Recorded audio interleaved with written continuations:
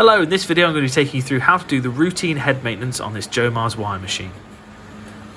The machine I'm using in this video is an AWT4S, however the principles remain the same through all mods of the Joemars wire machine.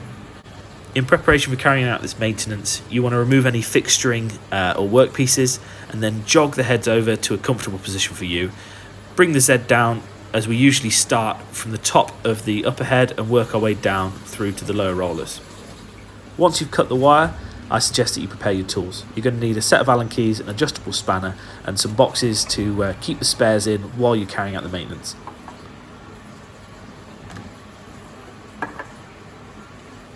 We usually suggest that you start from the top and work your way down, so we're going to start with the upper feeding assembly. As you're removing these bolts, just be careful of this cap, as underneath there's a spring. So I'm going to take it out, put it in one of my cases and then remove the cap. And you can see there the spring. I'm just watching to make sure it doesn't fire out. This will give me access to the upper feeding guide, and then I'm going to remove it. I'm going to do a quick inspection before I clean it, make sure there's nothing untoward that needs to be replaced.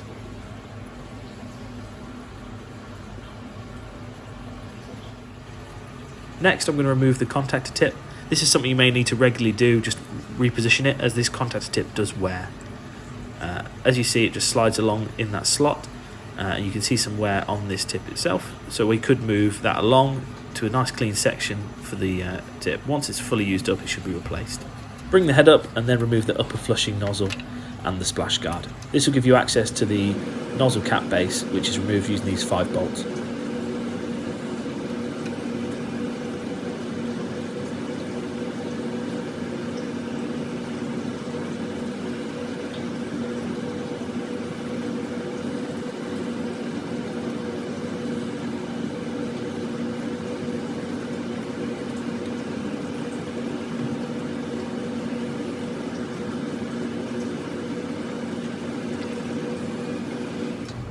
Next, we're going to remove the upper assisting jet nozzle and have a quick look at it. This is what gives you a small jet of water used during the automatic wire threading.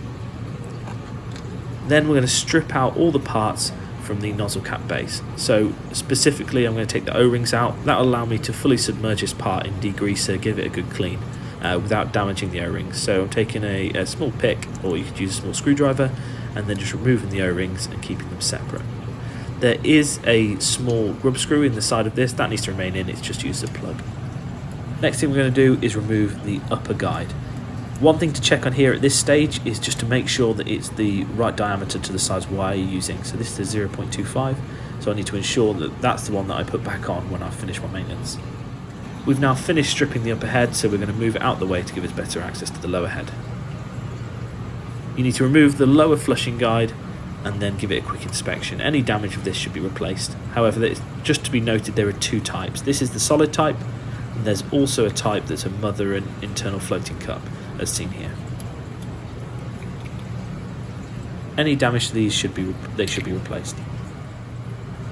Now we're going to remove our lower guide. Once again, we're going to check on here the sizing depending on the diameter of the wire. Some machines have these covers, simply remove those. Next, we're going to remove the power cables. It's important to note that these should be tight following fitment, so it may be a little bit difficult to remove them. Take them out, and they should have a spring washer and a bolt on each side. One side will have 2 cables going to it, and one will have 1. Once you've removed the bolts, simply pull the power cables out the way to give you access to strip the rest of the head down.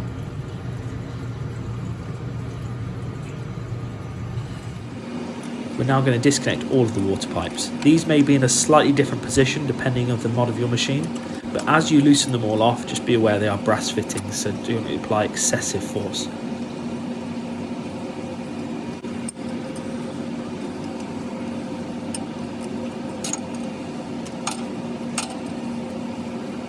Once you've undone all of the nuts, you need to gently pull on all of the cables and they should pop off. These are formed to the fitting, so they will be still a tight fit, like this one here. So I applied gentle pressure with a set of pliers just to give me grip to pull the last one off. You can now remove the 4 bolts of the lower guide base. This should come away as a complete assembly ready to be stripped down further.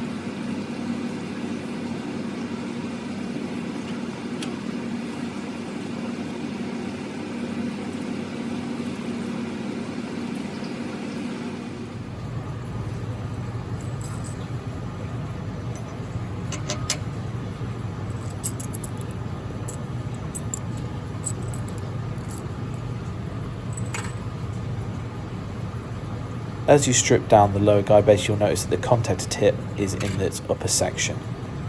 This needs to be removed prior to cleaning, and also will need to be adjusted regularly as and when you get wear.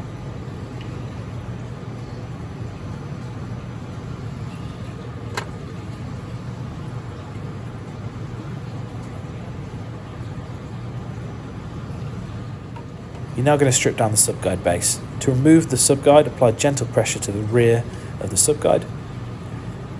If it's not coming out easily, use something very soft to press from behind to just pop it out.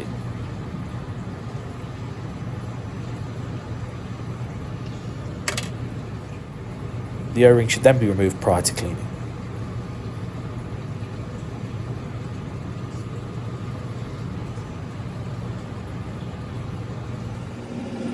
We're now going to remove the lower perspex cover that's covering the lower roller.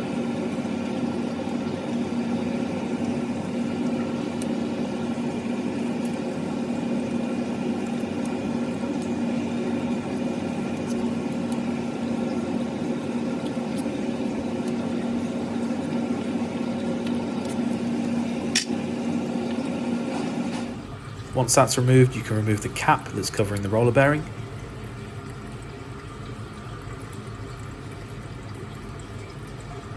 This will then allow you to support the shaft as you remove it from the other side.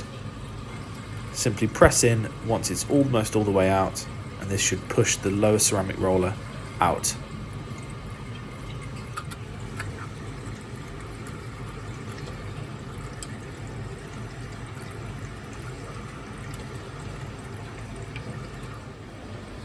To strip this, simply push the shaft out and then press the bearings out.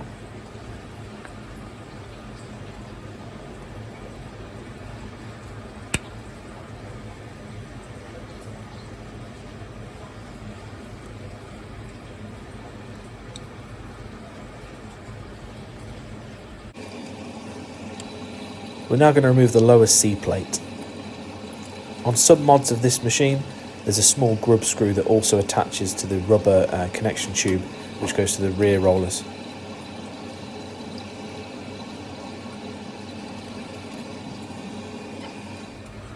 With all the parts I strip out, I'm checking to make sure there's no obvious damage, and especially paying attention to areas that the wire passes over.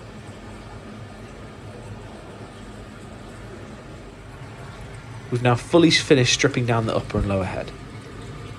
We're going to inspect what's remaining, looking for any damage, and then we're going to give it a good clean with a heavy degreaser.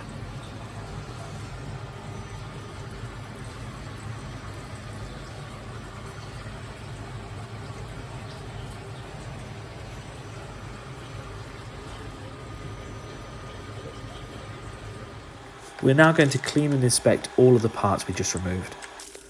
All of the parts minus the O-rings, the contactors and the bearings can be soaked in an industrial cleaner, and then you can go through and clean each with a brush and then blow them out using an airline. For the guides, I make sure I pass some clean wire through and see if it snags. If it does, I make sure to re-soak and re-blow them out. This can be done a couple of times. If following cleaning the wire still doesn't pass through smoothly, these parts should be replaced.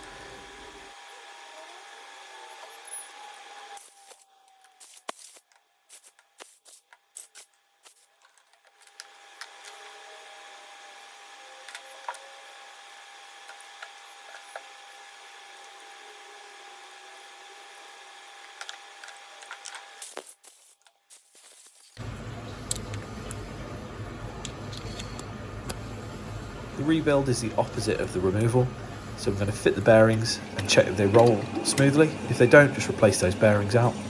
Now we're going to refit the C plate.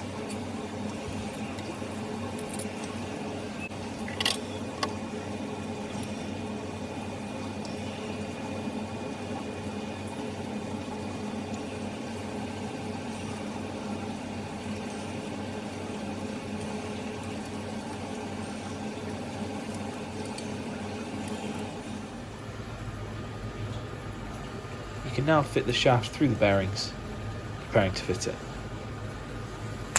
One trick that you can do is using a marker pen is put a mark on the ceramic roller that's going to be facing out. This supports you seeing it spinning. As you refit it, if you over tighten it, you can find that it doesn't spin very nicely. So you can see here I'm fitting it in, supporting it with a spanner, and then putting the bolt in the back.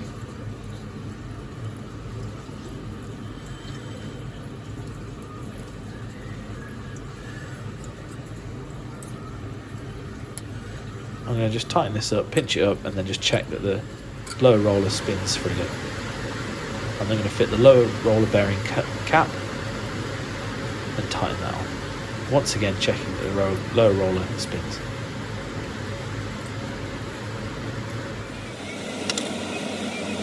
Refit your perspex cover.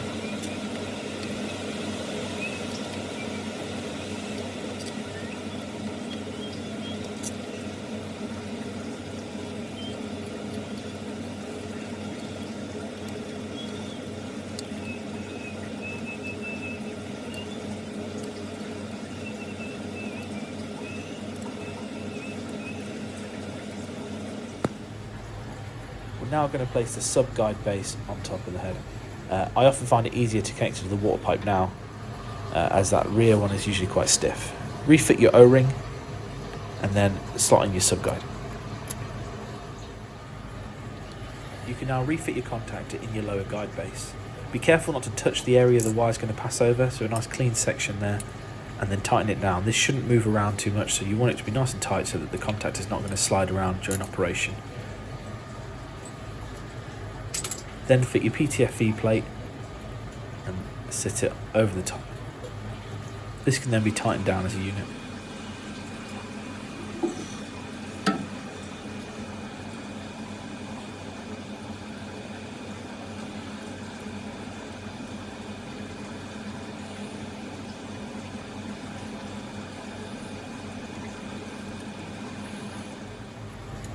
Fit your lower ceramic guide and tighten. Next, we're going to connect the water pipes. These should press on and then be tightened on the brass nuts. Be very careful you don't over tighten these, as they will split.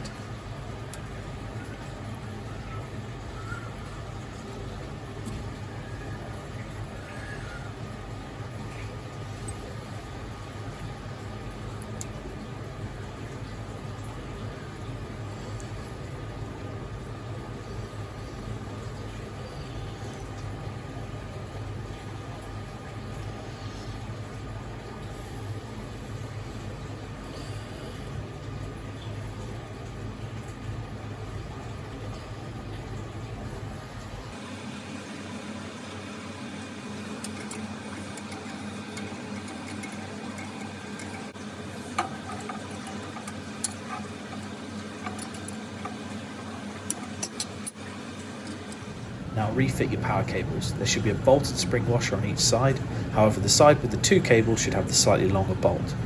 This should be tight, as if it's not, you'll find that the cables will rattle and spark into your lower guide base. So make sure it's nice and tight when you fit them.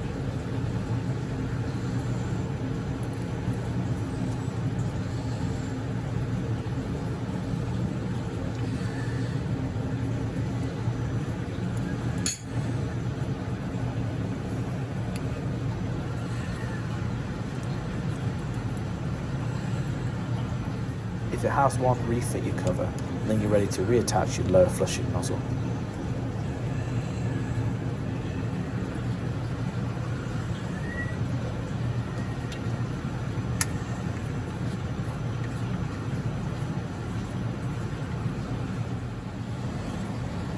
Refit your O-rings to your nozzle cap base.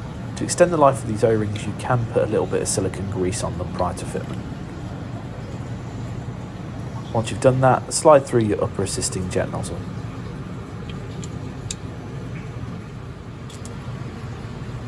You can now refit your upper guide and again tighten.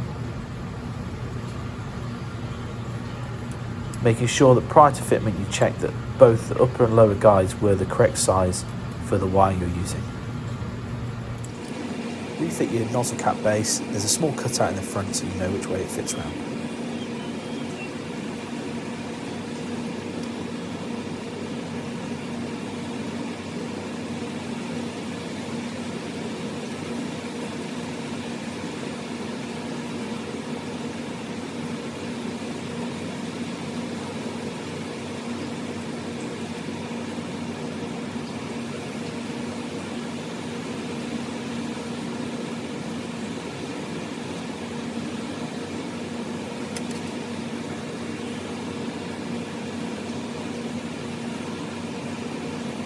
After you finish this, you can refit your splash guard and your upper flushing nozzle.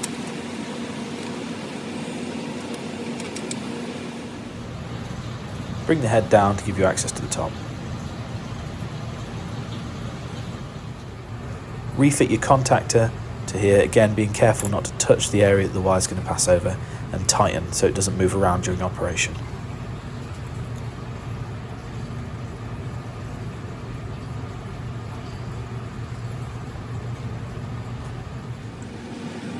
We're now going to attach each part of the upper feeding assembly with the upper feeding guide and then the spring.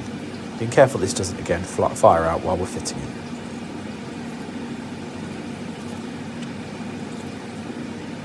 Once the bolts are tight, I'm just going to check to make sure there's a bit of movement in that upper feeding guide.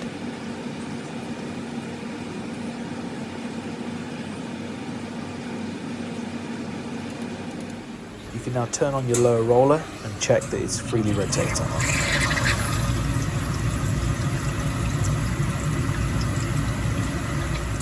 And then finally, thread the wire and check that you get a good wire feed.